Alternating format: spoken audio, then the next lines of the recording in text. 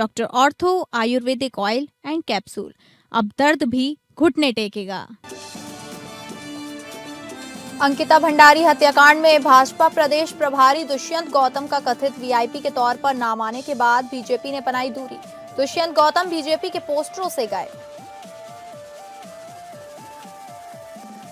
देहरादून की लखपति दीदी संतोषी सोलंकी दिल्ली में गणतंत्र दिवस परेड में होंगी शामिल। गणतंत्र दिवस परेड में करेंगी उत्तराखंड का प्रतिनिधित्व।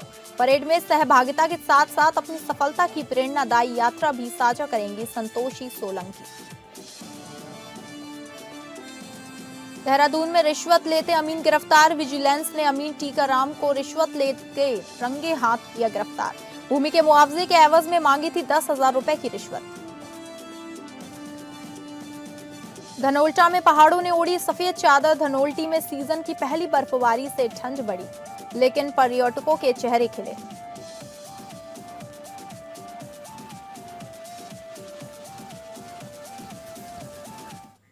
नमस्कार, आप सभी का स्वागत है उत्तराखंड बुलेटिन में और मैं हूं आपके साथ अंकिता सिंह। बुलेटिन की शुरुआत करेंगे जहां अंकिता भंडारी हत्याकांड प्रकरण में वीआईपी के तौर पर कथित नाम सामने आया। भाजपा प्रदेश प्रभारी दुष्यंत गौतम को लेकर प्रदेश भाजपा अब सतर्क होने लगी है। प्रदेश में हो रहे भाजपा नेताओं के विरोध के बाद संगठन ने प्रभारी दुष्यंत गौतम से दूरियां बनानी शुरू कर दी हैं।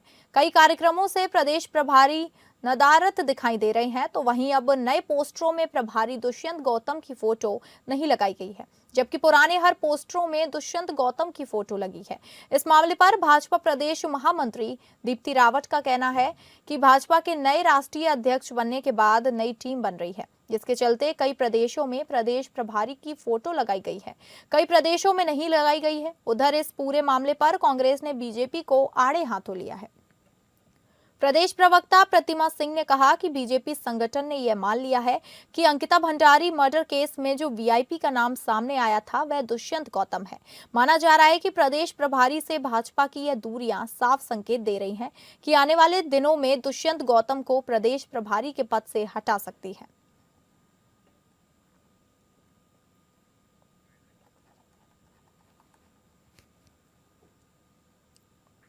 भाजपा के नेताओं पूर्व मुख्यमंत्री त्रिवेंद्र सिंह रावत, अनिल बालोनी, मदन कौशिक और विधानसभा अध्यक्ष रितु खंडूरी का गदरपुर विधायक अरविंद पांडे के आवास पर प्रस्तावित दौरा रद्द हो गया।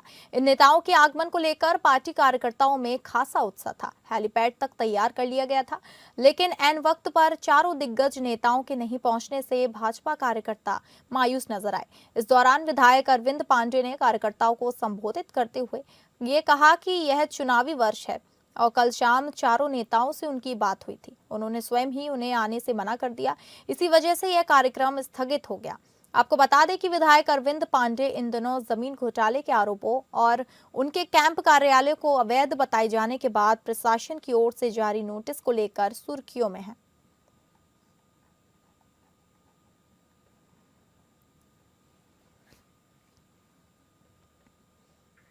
2027 के शुरू में उत्तराखंड राज्य में विधानसभा चुनाव संपन्न होने हैं। ऐसे में जहां अब जनता अपने प्रतिनिधियों के कामकाज का आंकलन करने लगी है, वहीं जनप्रतिनिधि भी अपने काम का ब्यौरा उपलब्ध कराने लगे हैं। कोटद्वार से विधायक और विधानसभा अध्यक्ष रितु खंडूरी भूषण का कहना है कि उन्होंने पहले दिन से आज तक कई कार्य कोटद्वार क्षेत्र के किए हैं, जिसमें सबसे बड़ी समस्या कोटद्वार में पानी की थी, जिसको लंबी कार्य योजना बनाकर दूर करने का काम किया गया है।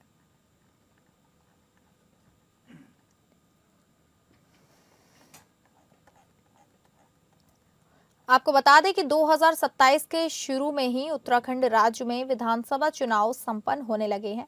वहीं ऐसे में जहां अब जनता अपने जनप्रतिनिधियों के कामकाज का आकलन करने लगी है, वहीं जनप्रतिनिधि भी अपने काम का ब्यौरा उपलब्ध कराने लगे हैं।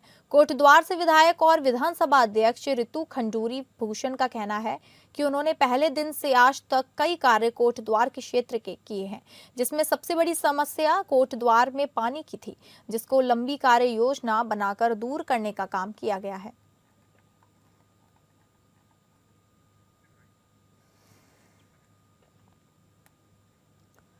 केंद्र सरकार की महत्वाकांक्षी रोजगार गारंटी योजना को विकसित भारत के संकल्प से जोड़ते हुए अब बूथ स्तर तक इसके प्रचार प्रसार की रणनीति बनाई जा रही है। इसी क्रम में बागेश्वर के मंडल सेरा स्थित भाजपा कार्यालय में विकसित भारत रोजगार गारंटी विषय पर एक कार्यशाला का आयोजन किया गया।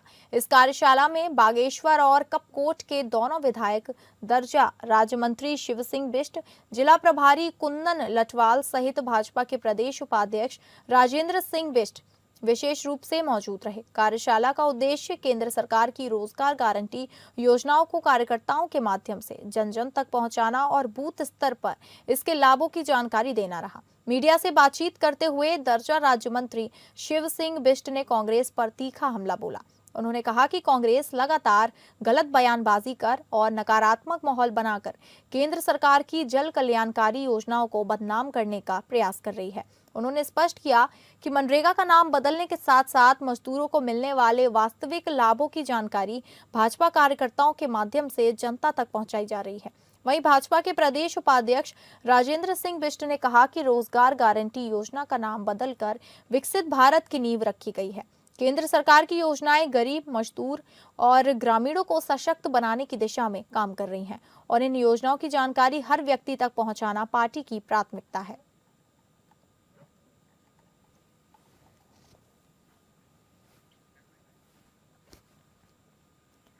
सरकार जनता के द्वार कार्यक्रम के तहत लोहाघाट क्षेत्र के जूनियर हाई स्कूल, रायकोट महर एवं बापरू गांव में अलग अलग जनसेवा शिविरों का आयोजन किया गया। इन शिविरों के माध्यम से 1600 से अधिक ग्रामीणों को विभिन्न सरकारी योजनाओं का सीधा लाभ प्रदान किया गया। रायकोट महर में आयोजित शिविर की अध्यक्षता जिला अधिकारी मनीष कुमार ने की, जबकि बापरू गांव में अपर जिलाधिकारी KN गोस्वामी की अध्यक्षता में शिविर संपन्न हुआ। रायकोट महर में जिलाधिकारी के पहुंचते ही शिविर में रौनक बढ़ गई और ग्रामीणों की समस्याओं का प्राथमिकता के आधार पर त्वरित निस्तारण किया गया। जिलाधिकारी मनीष कुमार ने कहा कि ये शिविर ग्रामीण जनता के लिए बेहद मददगार साबित हो रहे हैं, क्योंकि इससे लोगों को जिला मुख्यालय की अनावश्यक दौड़ से राहत मिली है। उन्होंने स्पष्ट किया कि यदि कोई पात्र व्यक्ति शिविर में लाभ से वंचित रह जाता है तो यह प्रशासन की कमी मानी जाएगी। शासन की मंशा है कि योजनाओं का लाभ सीधे अंतिम व्यक्ति तक पहुंचे। जिलाधिकारी ने लोहाहाट उप जिला चिकित्सालय में ENT सर्जन की सभी आवश्यक सुविधाएं उपलब्ध कराने का भरोसा दिलाते हुए कहा कि अब किसी भी मरीज को उपचार के लिए बाहर नहीं जाना पड़ेगा। वहीं रायकोट महल शिविर में 1021 लोग शामिल हुए, जहां 16 शिकायतें दर्ज की गईं और अधिकांश का मौके पर समाधान किया गया। शिविर के दौरान 5 दिव्यांग प्रमाण पत्र, 26 अन्य प्रमाण पत्र बनाए गए तथा 923 लोगों ने प्रत्यक्ष रूप से लाभ उठाया। उधर बापरू गांव में आयोजित शिविर में 610 लोग शामिल हुए। यहां 42 शिकायतें प्राप्त हुई, जिनमें से 34 का मौके पर निस्तारण किया गया, जबकि शेष के लिए समय सीमा निर्धारित की गई। शिविर में विभिन्न 99 प्रमाण पत्र जारी किए गए तथा स्वास्थ्य विभाग द्वारा चिकित्सा सेवाएं भी उपलब्ध कराई गई। हालांकि बापरू में जिलाधिकारी के न पहुंचने से कुछ ग्रामीणों में निराशा भी देखने को मिली। शिविर के नोडल अधिकारी DPO श्री ब्रजवाल ने नागरिकों और अधिकारियों के बीच बेहतर समन्वय स्थापित किया। अपर जिलाधिकारी ने शिविर के सफल संचालन में सहयोग के लिए जिला पंचायत अध्यक्ष आनंद सिंह अधिकारी, निर्मल मेहरा समेत सभी अधिकारियों एवं ग्रामीण जनप्रतिनिधियों के प्रति आभार व्यक्त किया।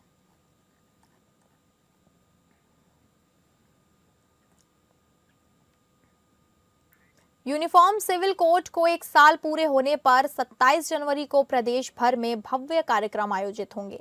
मुख्यमंत्री पुष्कर सिंह धामी के निर्देश पर प्रदेश के सभी जिलों में यूनिफॉर्म सिविल कोड की जागरूकता के लिए कार्यक्रम होंगे। राजधानी देहरादून में भव्य कार्यक्रम होगा, जिसमें मुख्यमंत्री पुष्कर सिंह धामी समेत राज्य सरकार के कई मंत्री मौजूद होंगे। अधिक जानकारी देते हुए अपर सचिव मुख्यमंत्री वंशीधर तिवारी ने बताया कि धामी सरकार ने पिछले साल 27 जनवरी को ऐतिहासिक फैसला लिया था, जिसे 1 साल पूरे होने जा रहे हैं। इसी उपलक्ष्य में प्रदेश भर में यूनिफॉर्म सिविल कोड की जागरूकता के लिए कार्यक्रम आयोजित होंगे, क्योंकि यूनिफॉर्म सिविल कोड लागू होने के बाद प्रदेश में हर नागरिक को समान अधिकार मिले हैं और बड़ी संख्या में विवाह पंजीकरण भी हुए हैं।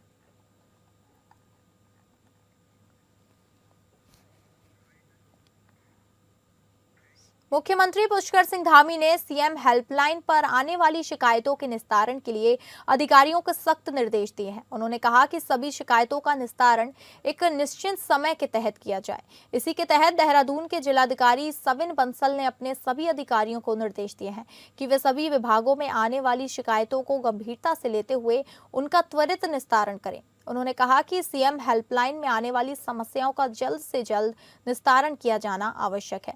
पीड़ितों और बुजुर्गों की समस्याओं के लिए भी सीएम हेल्पलाइन बनाया गया है। जिलाधिकारी ने कहा कि जो अधिकारी हीला हवाली करेंगे उनके खिलाफ कार्रवाई की जाएगी। उन्होंने कहा कि सीएम हेल्पलाइन का उद्देश्य पीड़ितों की समस्याओं का जल्द से जल्द निस्तारण करना है और इसे सुनिश्चित करने के लिए सभी अधिकारी अपने दायित्वों का पालन करें।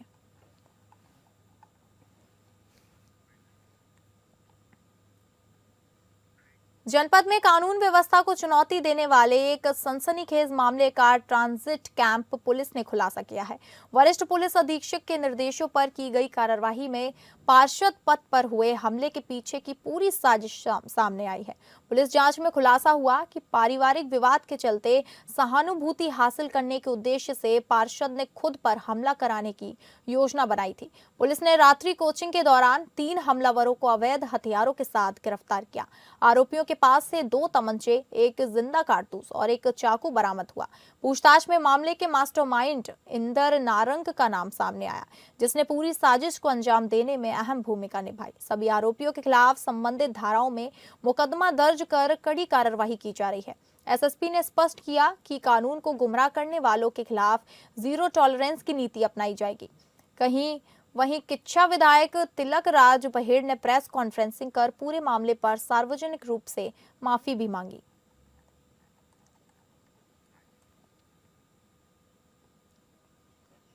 राष्ट्र की सीमाओं की रक्षा में सदैव अग्रिम पंक्ति में खड़े भारत तिब्बत सीमा पुलिस बल के हिमवीर एक बार फिर राष्ट्रभक्ति, शांति और बलिदान की कसौटियों पर खरे उतरने दिखाई दे रहे हैं।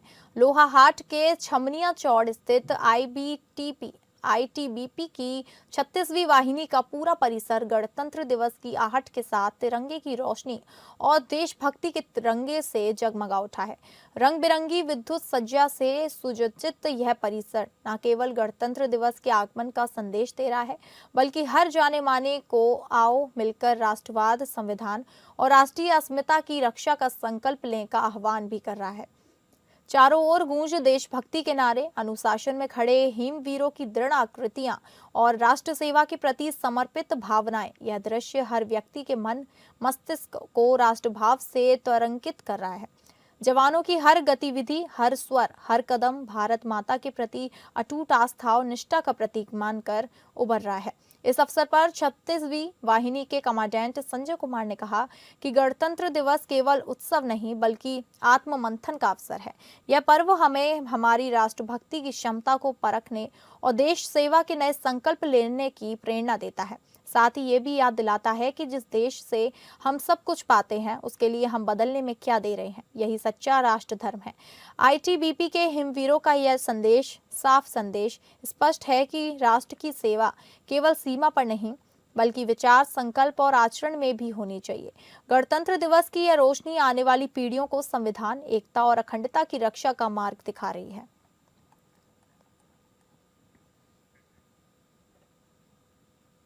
अगली खबर का रुख करेंगे, जहां प्रदेश का नाम राष्ट्रीय स्तर पर रोशन करने वाली एक प्रेरणादायी कहानी देहरादून जनपद के सहसपुर ब्लॉक की ग्राम पंचायत शंकरपुर निवासी संतोषी सोलंकी की है, जिन्होंने सीमित संसाधनों के बावजूद राष्ट्रीय ग्रामीण आजीविका मिशन से जुड़कर आत्मनिर्भरता की एक नई मिसाल कायम की है। आज संतोषी सोलंकी एक सफल उद्यमी और लखपति दीदी के रूप में पहचान बना चुकी हैं और 26 जनवरी 2026 को नई दिल्ली के कर्तव्य पथ पर आयोजित 77वीं गणतंत्र दिवस परेड में विशेष अतिथि के रूप में प्रतिभाग कर प्रदेश का गौरव बढ़ाएंगी।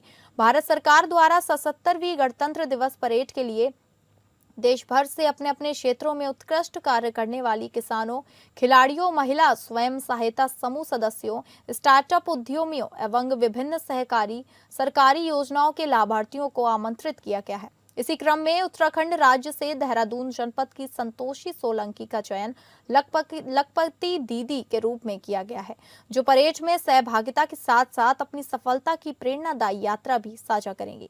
संतोषी सोलंकी आज न केवल आर्थिक रूप से आत्मनिर्भर हैं, बल्कि वे ग्रामीण महिलाओं के लिए प्रेरणा का सशक्त माध्यम बन चुकी हैं। उन्होंने अब तक अपने गांव एवं आसपास की 250 से अधिक महिलाओं को विभिन्न उद्योगों के लिए प्रेरित एवं प्रोत्साहित किया है।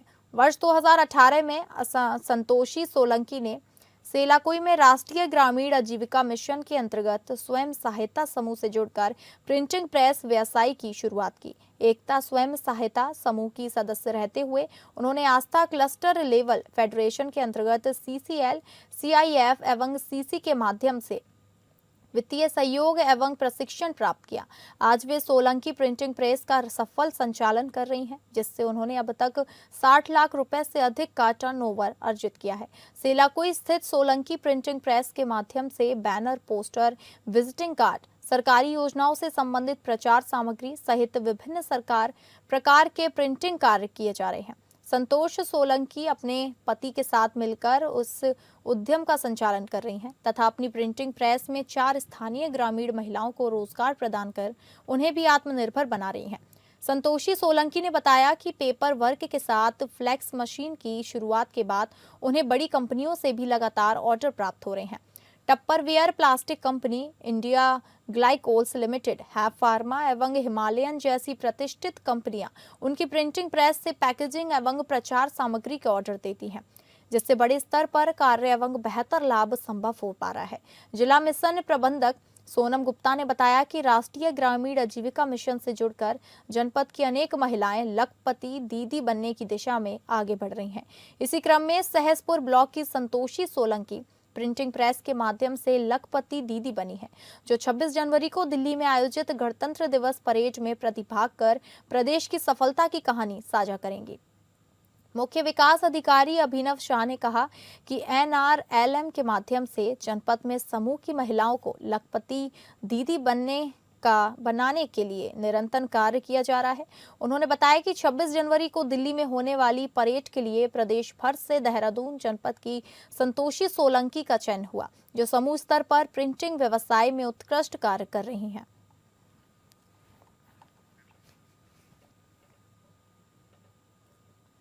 डिजिटल के जमाने में उत्तराखंड का स्वास्थ्य महकमा भी डिजिटल होने की दिशा में तेजी से आगे बढ़ रहा है, लेकिन नेटवर्क की कमी और जनता की कम दिलचस्पी इसमें एक बड़ी बाधा बनती हुई नजर आ रही है।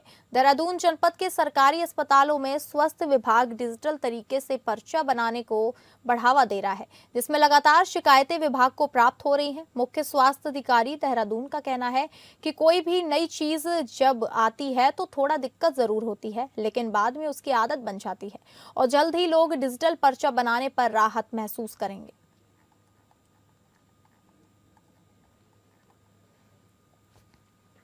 विजिलेंस ने बृहस्पतिवार को उत्तरकाशी में अमीन टीकाराम नौटियाल को 10,000 रुपए की रिश्वत लेते रंगे हाथ गिरफ्तार किया।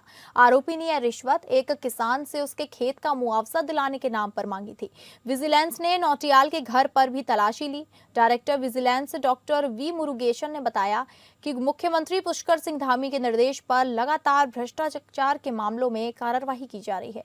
इसी क्रम में उत्तरकाशी के भटवाड़ी इलाके के एक व्यक्ति ने डायल 1064 पर शिकायत की थी। पीड़ित के क्षेत्र में लोक निर्माण विभाग ने एक सड़क बनाई थी। इसमें उसका खेत भी अधिग्रहित हुआ था। किसान को इसका निर्धारित मुआवजा दिलाया जाना था। इसकी फाइल लंबित थी। पीड़ित लगातार अधिकारियों से इसकी गुहार लगा रहा था। इस बीच उसकी मुलाकात टीकाराम नौटियाल से हुई। नौटियाल ने पीड़ित को सारी प्रक्रिया समझाई और जल्द काम करने के लिए 20,000 रुपए की रिश्वत मांगी थी। इस पर पीड़ित तैयार नहीं हुआ तो रिश्वत की रकम को आधा कर 10,000 रुपए कर दिया गया। पीड़ित को 10,000 रुपए लेकर नौटियाल ने उत्तरकाशी अपने कार्यालय बुलाया था। इस बीच शिकायत के आधार पर ट्रैप टीम तैयार की गई और आरोपी नौटियाल को रिश्वत लेते रंगे हाथ गिरफ्तार कर लिया गया। उसके घर पर भी तलाशी ली गई। यहाँ से कुछ कामजात एवं अन्य सामान बरामद किया गया है।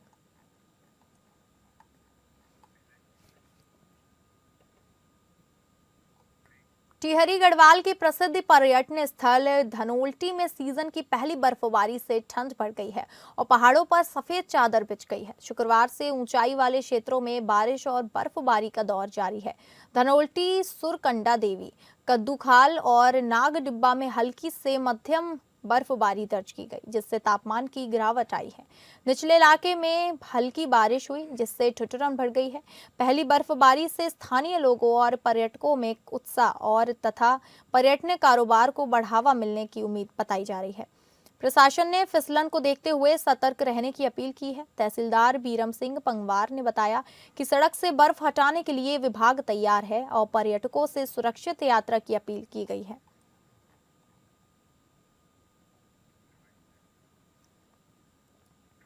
रात से क्षेत्र में बारिश का दौर लगातार जारी है। तेज तूफान के साथ साथ झमाझम बारिश हो रही है। पचवादून के ऊंचाई वाले इलाकों में मौसम ने करवट ले ली है। वहीं लोखंडी क्षेत्र में बर्फबारी भी शुरू हो गई है। लंबे समय से बारिश और बर्फबारी का इंतजार कर रहे बागवानों, होटल व्यवसाय से जुड़े संचालकों और किसानों के चेहरे बारिश और बर्फबारी से होने से खिल उठे हैं। इस साल की सर्दी की पहली बारिश से मौसम ठंडा हो गया। देर रात से चक्राता, कालसी, विकासनगर और सहसपुर क्षेत्रों में लगातार अच्छी बारिश हो रही है। बारिश के चलते तापमान में गिरावट दर्ज की गई, जिससे ठंड का एहसास बढ़ गया है। ऊंचाई वाले इलाकों में ठंडी हवाओं के साथ सर्दी ने अपनी मौजूदगी दर्ज करानी शुरू कर दी है।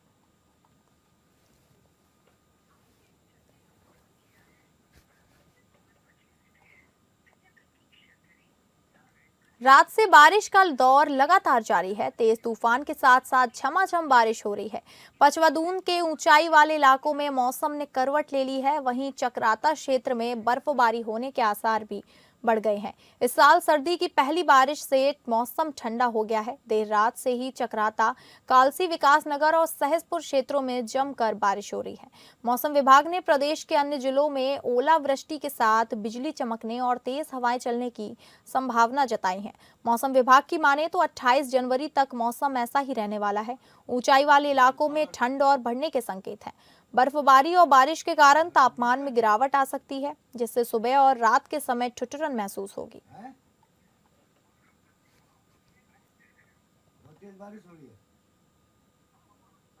तो फिलहाल उत्तराखंड बुलेटिन में बस इतना ही। नमस्कार।